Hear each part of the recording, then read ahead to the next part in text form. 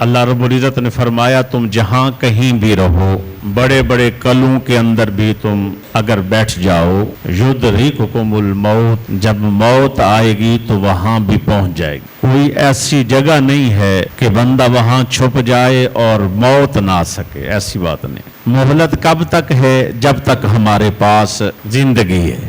زندگی ختم ہوئی، کوئی کافر مر گیا، کوئی منافق مر گیا اور کوئی مومن مر گئے، یہ زندگی ہے۔ اب اس کا، ان لمحات کا صحیح استعمال، ان کی قدر۔ اکثر لوگ شکایت کرتے غربت ہے۔ حضرت ابن عباس رضی اللہ تعالیٰ عنہ نے فرمایا جس بندے کے اندر سستی ہوگی، کاہلی ہوگی، اور جو بندہ وقت کو ضائع کرے گا، اس کی نحوست کی وجہ سے غربت، افلاس، غریبی اس کا مقدر بن جائے۔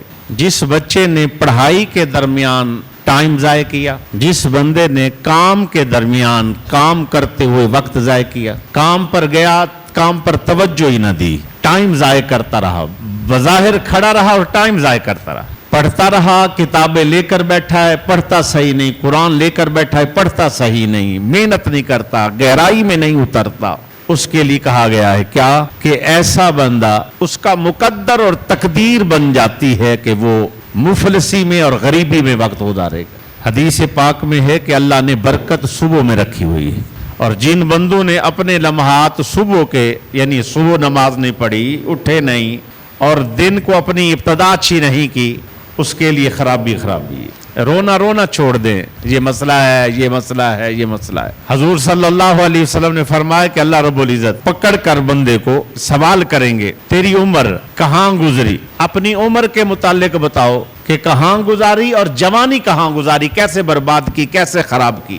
آج مسلمان حضور کا امتی ہو اور اس کے بعد بھی یہ فرمان بھی موجود ہو، اور اس کے بعد حالت یہ ہو کہ جوانی ہو تو چائے کے پھٹوں پہ گزرے، جوانی ہو تو عشق معشوقی میں گزرے، جوں شباب آیا جوانی آئی، عورتیں ہیں تو میک اپ سے فرصت نہیں، اس کے بعد جو ہے فیشن سے فرصت نہیں، نوجوان لڑکے ہیں کسی کالج کے سامنے، یونیورسٹی کے سامنے، گلی محلے میں کسی بہن بیٹی کو گزرنے نہیں دیتے۔